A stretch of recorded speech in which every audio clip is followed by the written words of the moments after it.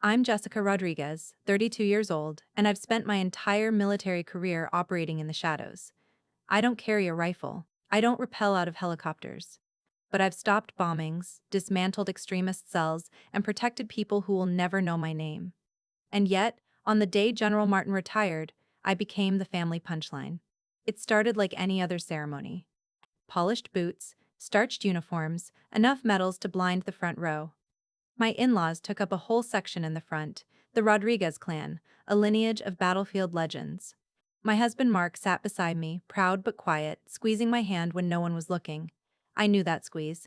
He could sense the undercurrent too. General Martin's speech was what you'd expect: honor, service, legacy.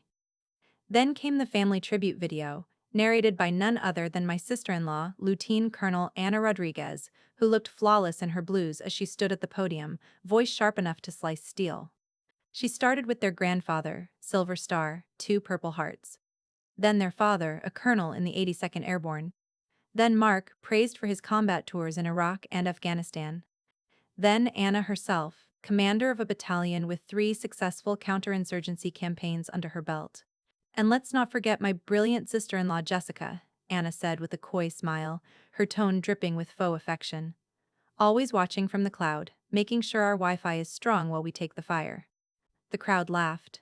Not polite chuckles, full-bodied, echoing amusement. Even General Martin cracked a grin. I smiled too, the tight kind. The kind you practice in the mirror when you know you're about to get through something without breaking. They didn't see my fists clench beneath the table. No one saw the classified folder sitting in my hotel room, or the report stamped with a blood-red U Argent that had my fingerprints all over it. The operation I'd flagged in East Africa last week, the one that would redirect drones at dawn. But hey, sure. Let's laugh about Jessica and her Wi-Fi. After the ceremony, the reception was a blur of forced smiles and soft humiliation. Anna cornered me by the shrimp platter. "Don't take it personally," she said, sipping her wine. "We just like to tease. You know how it is." I wanted to say 1,000 things. Instead, I said, "Of course, because that's what I do. I observe, I internalize, I catalog, and I wait." That night, in the quiet of our hotel room, Mark lay asleep beside me. I stood at the window overlooking DC, the Capitol dome glowing in the distance. My reflection in the glass looked calm. But inside, a storm was forming. If they thought I was background noise, they hadn't been listening closely enough. They would learn. But not for me, not for validation, for something bigger. Something that would never make the headlines but would change the world, quietly, efficiently, irrevocably. And I'd be smiling in the shadows. I don't bleed, not in the way they do. No field dressings, no bullet scars, no blood-soaked boots.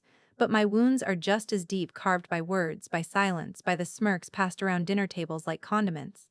Tonight just reminded me.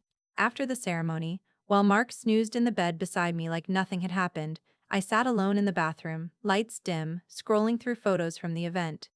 There was Anna, glowing in her tailored blues, arms around General Martin. My name wasn't even mentioned in the caption, not once. I clicked the next photo. Mark laughing with his brother Jake and their cousin Tom, both Marines. They always share war stories when the family gets together. Dust storms, IEDs, barracks pranks. I've heard them 100 times. But if I chime in, mention some detail about troop movements I picked up from surveillance intercepts, they smile and nod like I just told them what I had for lunch. "You weren't there, Jess," Jake said once. "That stuff's different when you've got sand in your teeth." And that was the end of it. Never mind that my team had relayed intel that kept their convoy from getting ambushed. They don't know that. They never will.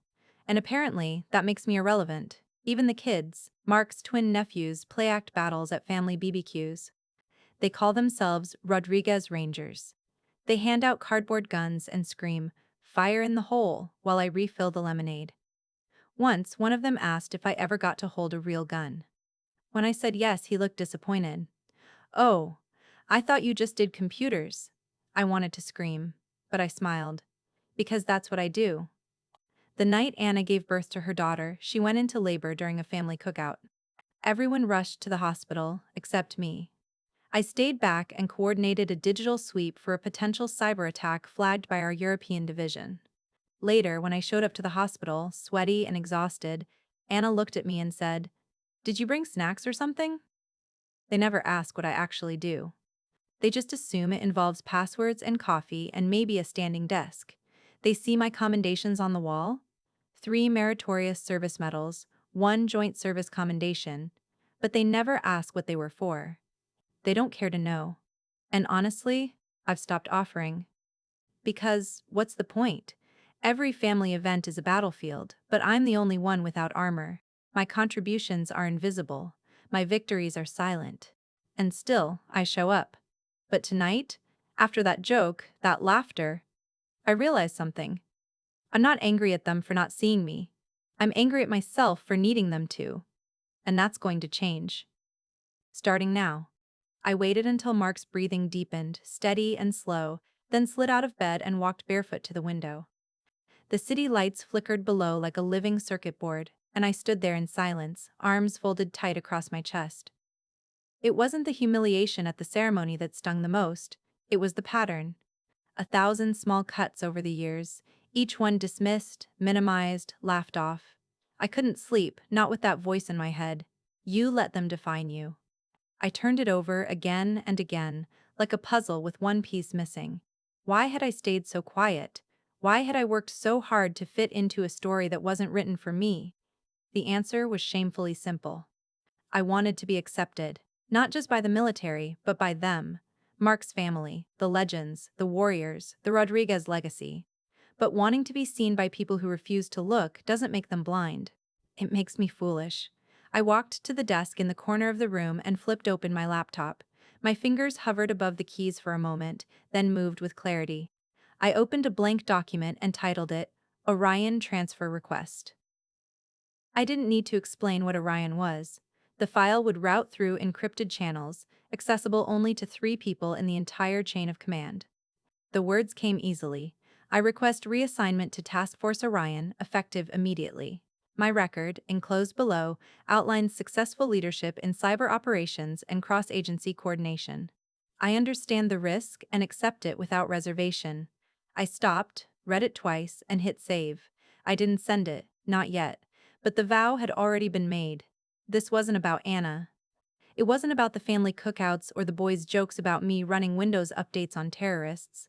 It wasn't even about the audience that laughed at my expense earlier that day. It was about reclaiming my sense of worth. For too long, I'd waited for someone else to hand it to me on a plate of validation, with a side of polite applause. Not anymore. I'm done waiting for credit, for approval, for recognition from people who couldn't find my battlefield on a map. Tomorrow, I'd walk into my CO's office with this request in hand.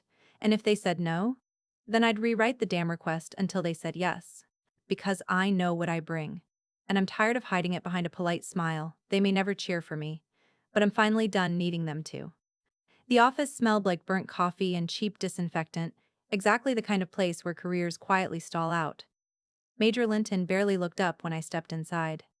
His desk was buried under mission binders and half-drunk energy drinks, and I waited for him to finish scribbling something on a notepad before he acknowledged me.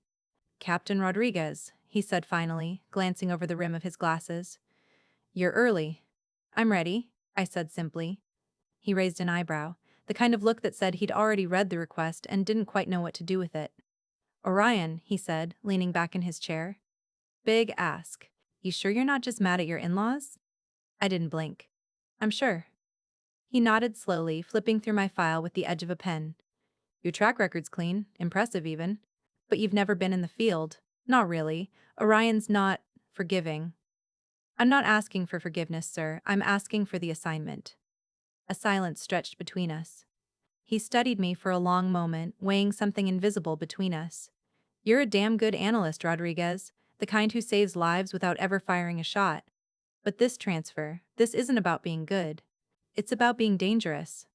I can be, I said quietly, if you let me. His eyes narrowed. And what exactly do you think you'll accomplish with Orion? I swallowed. I don't need a bigger audience. I need a bigger impact. He tapped his pen twice, then sat forward. You know what they do, don't you? The late-night calls, the disavowed missions. No one pins medals on your chest in Orion. Hell, they barely admit you exist. I'm not here for the medals. He sighed, looking at the request again like it had grown teeth.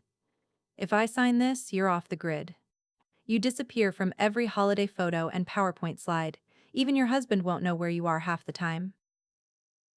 He barely knows now, I said before I could stop myself. Linton gave a short laugh, not unkindly. All right, here's what I can do. I'll float it, quietly, no promises. You're smart, maybe too smart to be asking for this, but gutsy. He scribbled something at the bottom of the form, then stamped it. My heart didn't race. It slowed. Go home, Captain, he said. If you get the call, you'll know, and you won't have time to say goodbye. I stood, nodded, and walked out. I wasn't sure what would come next. Only that I was done being a ghost in my own story. It was time to haunt someone else's. I didn't leave a note. No dramatic farewell, no tearful explanation. Just packed my bag, kissed Mark's forehead while he slept, and walked out the door like I was heading to the gym. I didn't even take the car. The black SUV waiting at the curb didn't need directions. The driver didn't speak, just nodded once and pulled away from the curb like he'd done this 1,000 times. And maybe he had. The city blurred past the window. I didn't look back. Orion wasn't the kind of assignment you came back from with vacation photos. It was a different world. One where names disappeared and results whispered through secure channels like ghosts in wires. Mark had questions. I could feel them radiating off him the last few nights. The tension, the way his eyes lingered just a little too long when I came home late, the pauses in his sentences like he was trying to figure out which version of me he was speaking to. But he didn't ask, not really. Be careful, he said the night before I left, pulling me in close like it was the last time he'd get the chance. I always am, I whispered, but even I knew that wasn't true anymore. We hit a nondescript airfield at sunrise. My bag was scanned, my ID checked against databases that didn't exist. Then a long, silent walk to a hangar where a woman in tactical gear waited with a clipboard and an unreadable face. Captain Rodriguez? She asked. Yes, you're cleared. Let's move. No rank exchange, no salutes. Just like that, I was in. The plane was cramped, dimly lit, and smelled like adrenaline and old secrets. I sat between a guy with a beard like barbed wire and a woman who hadn't blinked since I boarded. No one spoke. No one asked why I was there. I didn't ask either. I'd left behind a life of explanations. In Orion, silence was currency, and I was about to get very, very rich. The engines roared. The ground fell away. And with it, the last version of me anyone recognized. I wasn't running from anything. I was walking straight into the fire. Orion wasn't a base, it was a blur. A compound stitched together with concrete and steel, hidden behind layers of misdirection and false coordinates. No welcome sign, no brass bands. Just biometric scans, bulletproof doors, and people who didn't believe in eye contact. My first day, I was handed a blank ID badge, a black folder, and a warning: make yourself useful fast or make yourself gone. That was the culture. Fast, sharp, ruthless. And I was none of those things, not at first. They called me cloud cover behind my back. I knew it. My methods were methodical, measured, not sexy, not immediate, not the Orion way. These people kicked in doors and dragged terrorists out by their collars. I stared at monitors and cross-referenced logistics spreadsheets. But on day 6, everything changed. The Istanbul chatter started small. Intercepts from encrypted forums. Traffic spikes on black market telecoms. A few keywords that barely raised alarms. The team dismissed it. Just noise, they said. But I saw the pattern. It was slow, like watching a spider spin web from across the room. Threads forming where no one expected them. Timestamps, language quirks, payload references buried in code. I stayed up for 36 hours straight, fingers flying, eyes burning, mapping out something I couldn't quite explain yet.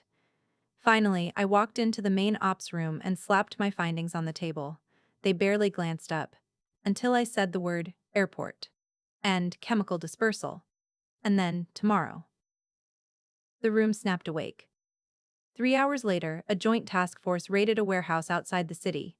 Inside, canisters, detonators, maps of the Istanbul metro. It wasn't speculation anymore. It was prevention. The bombing never happened.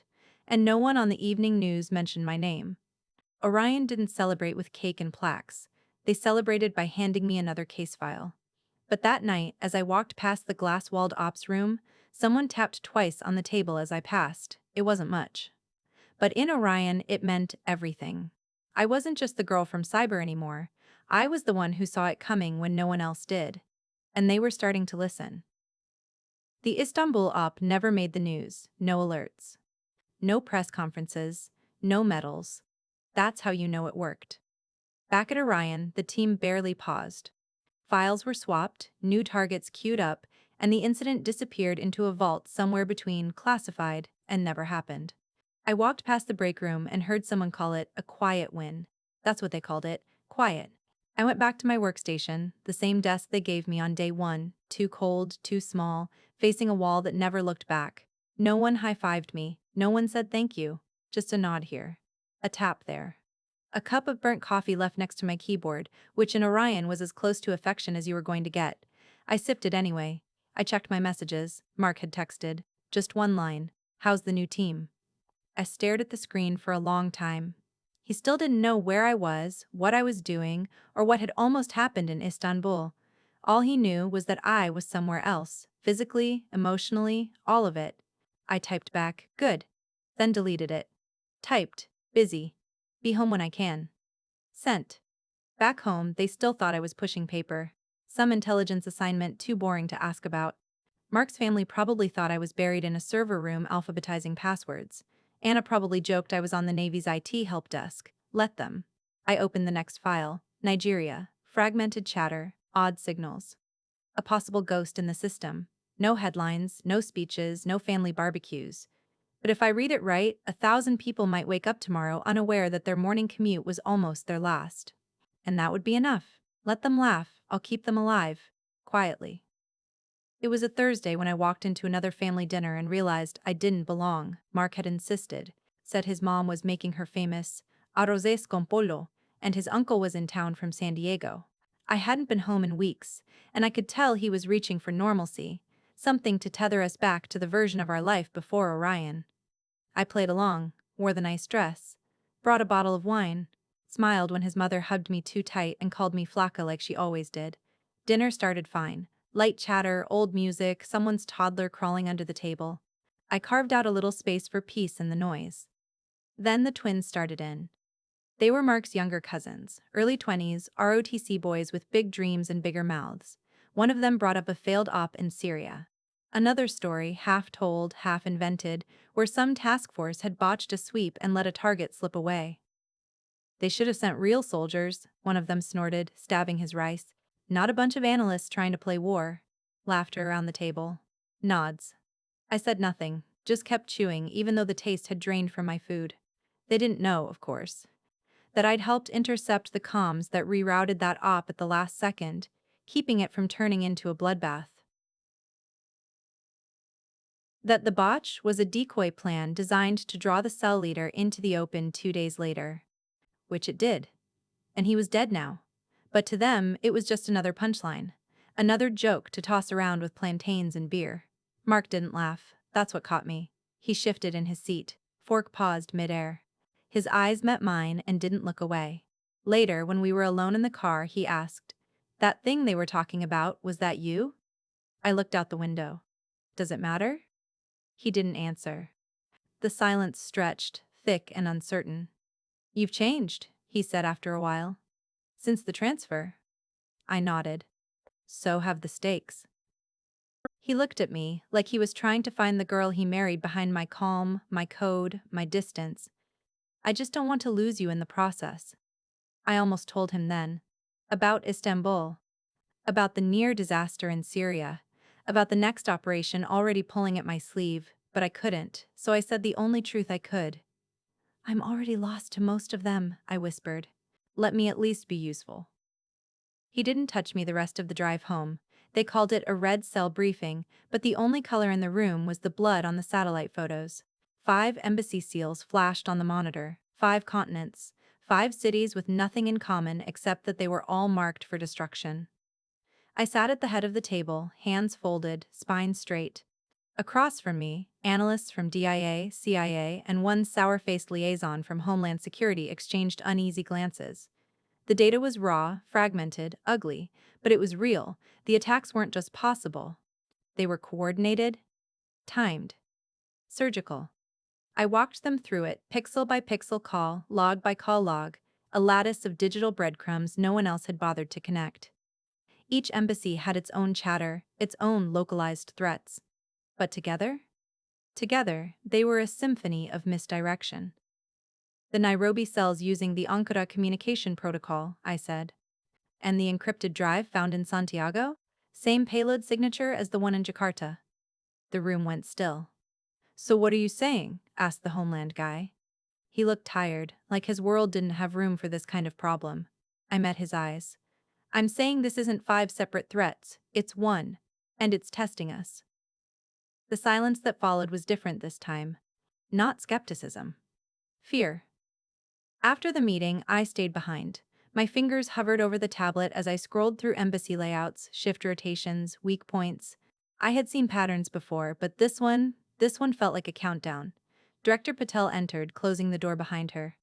You made quite the impression, she said, crossing her arms. That Homeland guy looked like he might throw up. He'll get over it, I replied, eyes still on the screen. If we're lucky. She walked around to my side, glanced down at the files. You're proposing we overhaul 5 security systems, coordinate across agencies, reassign personnel, scrub internal protocols, cancel events, all based on, what? Behavioral predictions? Based on what they haven't done yet, I said. That's the point. She exhaled slowly. You're putting your name on this? No one else will. Even if you're wrong? I looked up at her. Especially if I'm right. She nodded. Just once. I turned back to the screen and started writing. Risk assessments. Countermeasures. Contingency trees so wide they looked like roots strangling a map. If I did this right, there would be no headlines. If I did this right, the world would keep turning, and no one would ever know why. The prod mission wasn't glamorous. It wasn't the kind of operation that made it into recruitment ads or whispered legends. It was a meeting. One face-to-face with a man who sold his soul in slices. Information broker, double agent, depending on who was asking. His name was Merrick. And I was told to trust him just enough to get what we needed, but not enough to blink in his presence. They gave me a weapon, standard issue, sleek, cold. It felt unnatural in my hand, like wearing someone else's heartbeat. My field kit was light concealed earpiece, location tracker stitched into the hem of my coat, backup burner phone with one number programmed in. Merrick chose the cafe. A tourist trap, buzzing with accents and overpriced pastries. He slid into the chair across from me like we were old friends, and smiled like he'd never once sold names for blood money. You don't look like Orion, he said in his thick Czech accent, stirring his coffee. You don't look like someone worth protecting, I replied. He laughed, genuine and loud, drawing glances from the table next to us. For 15 minutes, we danced. He gave me breadcrumbs. I gave him non-answers. He tested my knowledge, asked questions about things no outsider should know. I answered them, just enough to keep him interested, never enough to tip my hand. Then came the slip. He mentioned a code name he shouldn't have known, one that hadn't been used in public comms, not even in the redacted reports. My pulse didn't change, my eyes didn't flicker, but my mind lit up like a flare. He was compromised. I stood to leave, pretending to grab a napkin from the counter. My hand brushed the panic button stitched inside my sleeve. Silent ping. My location broadcast to anyone listening. Behind me, Merrick didn't move, until he did. I heard the scrape of his chair, the sudden hush as conversations around us paused, just for a second too long. My instincts screamed. I moved. He lunged, just a twitch, but it was enough. I turned, gun drawn beneath my coat, the safety already off. He froze. So did the room. Then my handler's voice crackled in my earpiece. Abort. Extraction inbound. Merrick smiled again. Ah, there she is. The real you. I didn't answer. Just backed out of the cafe, weapons still hidden but ready, eyes scanning for shadows. The van picked me up 2 blocks away. No sirens, no questions. Later, debriefing was short. Merrick had flipped again, working for the other side. The entire meeting was a setup to test how far they could get under our radar. They didn't get far, and I didn't flinch, not once. I had barely unzipped my field jacket when the first hand grabbed me. The alley behind the cafe had been clear-checked, double-checked. Standard exfil route, all angles covered. But Merrick was a decoy, and I should have seen it, should have known the minute he smiled like he already knew the ending. 2 men. Big, fast, silent. One slammed my shoulder into a brick wall hard enough to knock the wind out of me. The other reached for my gun. I didn't scream. I didn't panic. I counted seconds. 8. That's how long it took for my training to kick in, my elbow to find a soft spot in one man's ribs, for my knee to crack against the other's shin. I ducked, twisted, used the momentum of a trash bin to wedge myself free. 9 seconds in, I had my weapon out.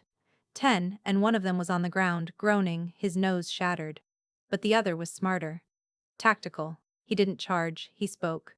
"Jessica Rodriguez," he said, like it was a curse. "Didn't think you'd come alone." I didn't respond. My gun stayed raised, steady. But my heart? My heart was thundering. "Who sent you?" I asked. He smirked. "No one you'll meet twice." Behind him, headlights cut through the darkness.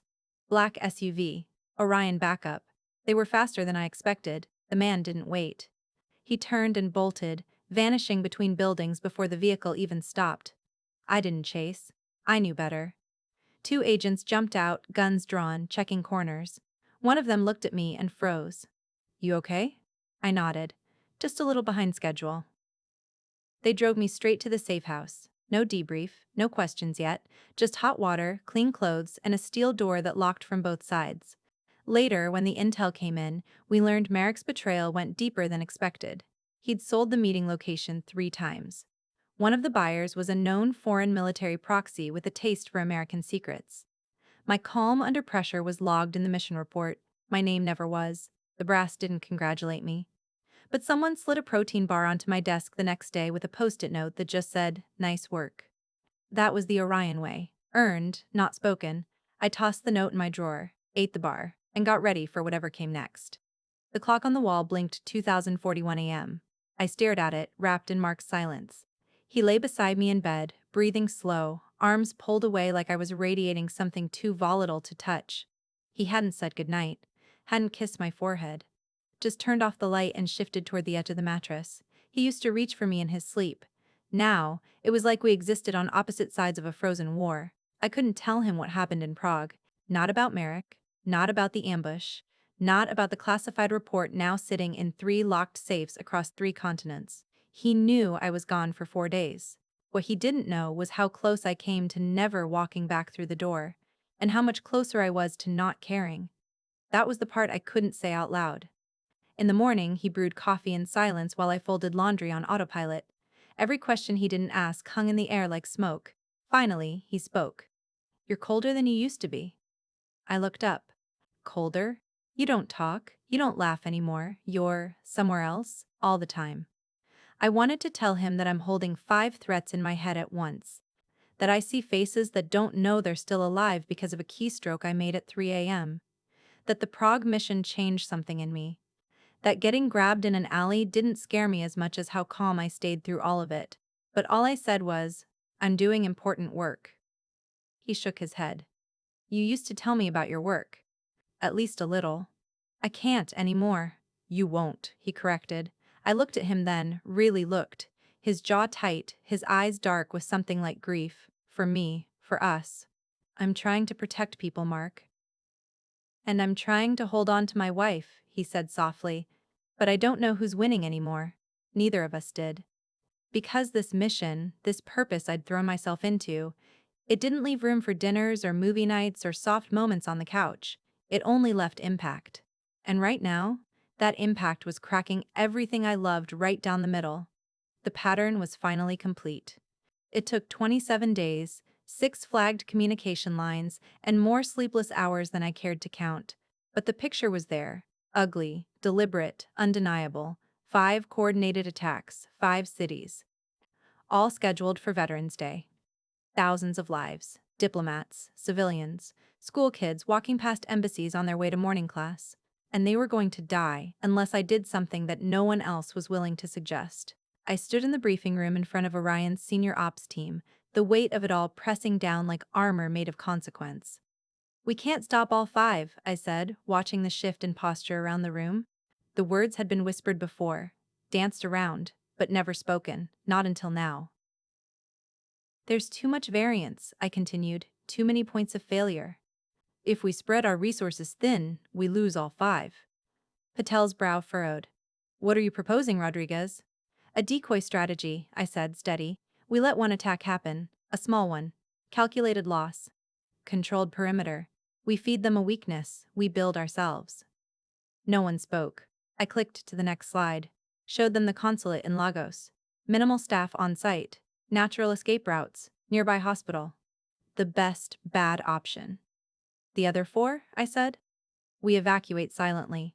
We reroute traffic. We set traps. We save as many as we can because if we try to save everyone, we save no one. Silence. Then, you're asking us to let people die. I'm asking us to decide who gets to live.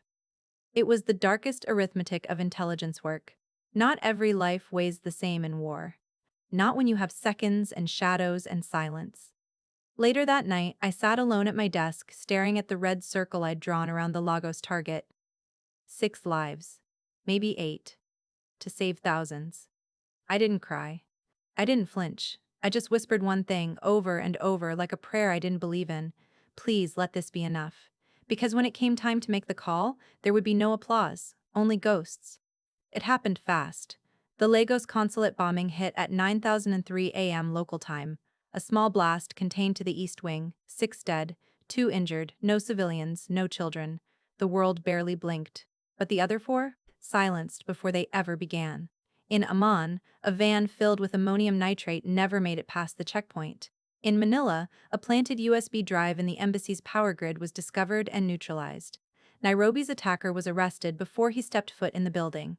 And, in Warsaw, a suspicious maintenance order was flagged just in time. We stopped them all, except one. I watched the Lagos footage on repeat that night. The slow bloom of smoke, the ripple of panic. I memorized the faces of the fallen, their names, their families. I didn't need to, no one asked me to, but I did it anyway. Because I chose them. Not directly, not personally. But in the calculus of war, I put their lives on the altar to save others. And now they were ghosts in my chest. Patel found me hours later, still staring at the screen. You did what no one else would, she said softly. I didn't look up, and they're dead because of it. No, she said. They're dead because of the men who lit the fuse. You moved the blast away from thousands of others. Don't you ever forget the difference. I didn't answer, because I wasn't sure I believed there was one. Later, in my quarters, I sat in the dark and listened to the silence I had purchased with someone else's future. It was heavier than any explosion. I didn't cry, I just stayed still, until morning. And then I started reading the next file. They called me into Patel's office 2 days later. No warning, no subject line, just a message, now. I expected fallout, maybe discipline, a quiet reassignment. That's how Orion handled things when people crossed lines that didn't officially exist. But when I walked in, she was standing. And she was holding a box. She set it on the table without a word.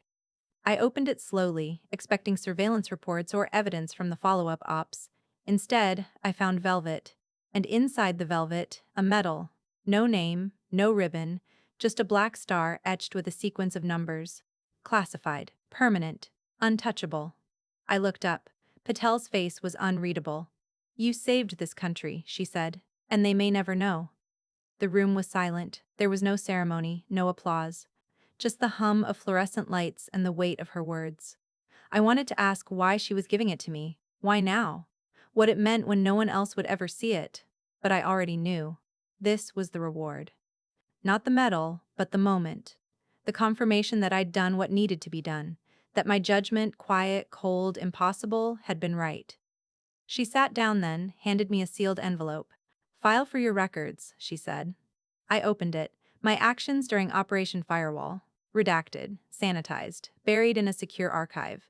A version of the truth so clean it barely resembled what actually happened. Keep it safe, she said. You may need it, or you may spend your whole life pretending you've never seen it.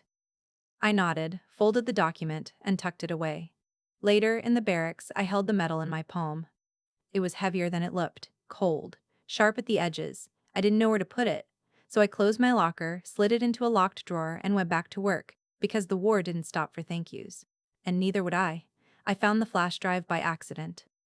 Tucked beneath a stack of books in the bottom drawer of my desk, labeled in Mark's handwriting, 2014 taxes.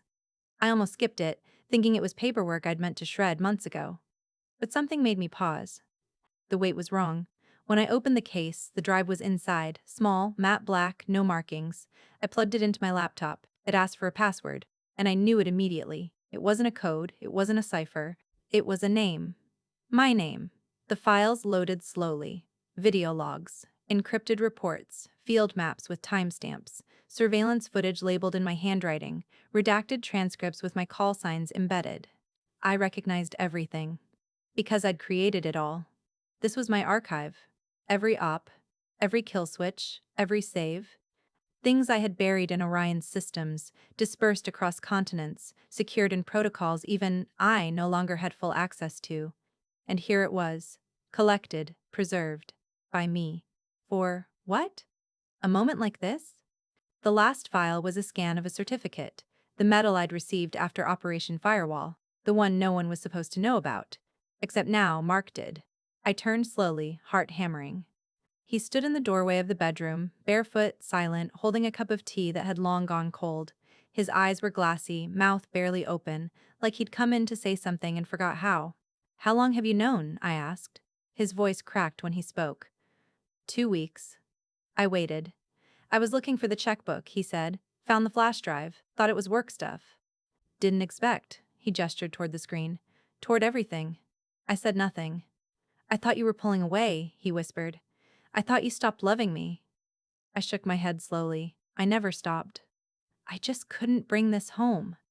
He walked over, sat beside me.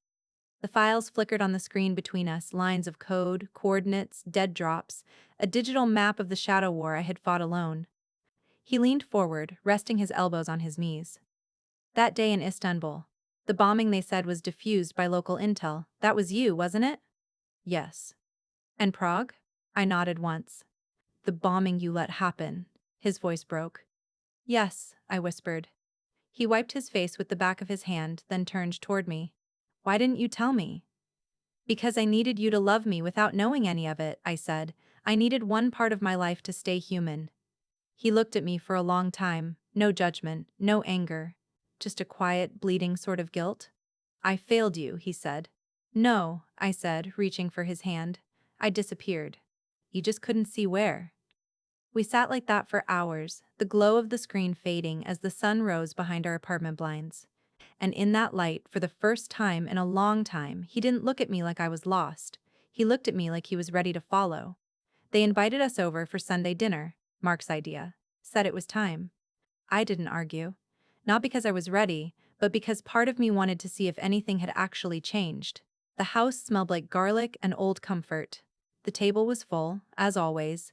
Anna at the head, laughing too loudly, Jake already halfway through his second beer, the twins playing some game with their phones under the table. It looked the same. But it felt different. Mark sat beside me, unusually quiet.